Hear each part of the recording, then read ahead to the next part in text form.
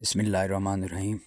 میرے ناظرین اکرام، ہم وہ اسلامی طریقہ آپ کو بتا رہے ہیں جو لوگ ایک دوسرے سے علماء سے پوچھنے میں شرماتے ہیں، اس لیے ہم نے یہ چینل بنایا ہے اور واقعات بھی اس میں ہم سینڈ کرتے ہیں، اسلامی ویڈیو بھی سینڈ کرتے ہیں اور اسلامی طریقہ عورت کے ساتھ ہم بستری کا یہ وغیرہ وغیرہ ہم اس میں بھیجتے رہتے ہیں۔ آپ سے گزارش ہے کہ اس چینل کو سبسکرائب کر دیں اور ساتھ دیے گئے بیل آئیکن کے بٹن کو بھی ضرور پریس کر دیں تاکہ ہماری نئی آنے والی اسلامی ویڈیو آپ تک بر وقت پہنچتی رہے۔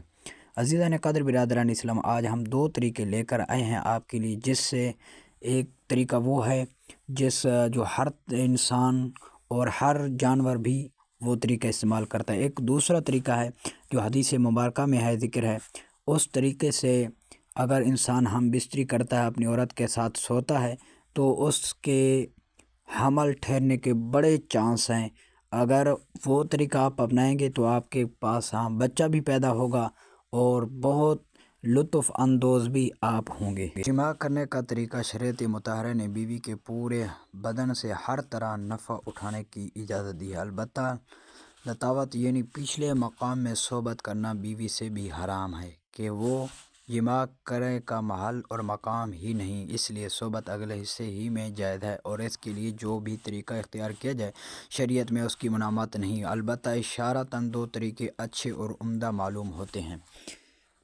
ہمارا مقصد ہے اصلاح کرنا لوگوں کی اور دین اسلام صحیح سے سمجھنے کی۔ آج انگریزوں کے طریقے ہو گئے ہیں، اس لیے ہم دین اسلام آپ کو سمجھا رہے ہیں۔ اگر ہماری ویڈیو اچھی لگیں تو شیئر اور لائک ضرور کیا کریں۔ پہلا طریقہ جو ہر جاندار میں فطری طریقہ یہ ہے کہ مرد اوپر رہے اور عورت نیچے ہو۔ اشارہ قرآن کریم میں یہ طریقہ مذکور ہے، چنانچہ ارشاد ہے، یعنی جب مرد نے عورت کو ڈھانپ لیا تو اسے ہلکا سا حمل رہ گیا، اور اسی صورت یہی ہے کہ عورت لیٹی اور مرد اس کے اوپر الٹا لیٹے کہ عورت کے ہر عضو کے مقابل میں مرد کا ہر عضو ہو جائے۔ دوسرا طریقہ جس کے متعلق حدیث پاک میں ارشاد ہے، یعنی ترجمہ،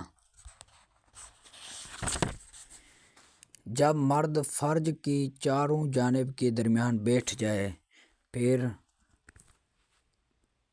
مشت میں ڈالے۔ عورت کو کیا شب الاربع سے کیا مراد ہے؟ اس میں راجو قول یہ ہے کہ عورت کی دوسرین میں اور دوران مرد ہے، اور اس کے درمیان بیٹھنا اس وقت ہوگا جب عورت لیٹی ہو اور اس کی ٹانگیں اٹھا کر جماع کرے۔ یہ طریقہ حمل ٹھہرنے کے لیے بھی مفید ہے، اس لیے رحم کی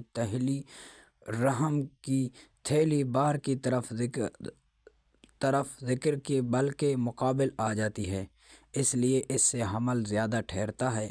آپ لوگوں سے گزارش ہے کہ اسلامی طریقہ اپنائیں اور انگریزوں کے طریقے چھوڑیں، اور اس طرح کے اور جس طرح آج کل کے لوگ ہیں اس طرح نہیں ہونا چاہیے، اسلام کی طریقوں پر چلنا چاہیے ہمیں۔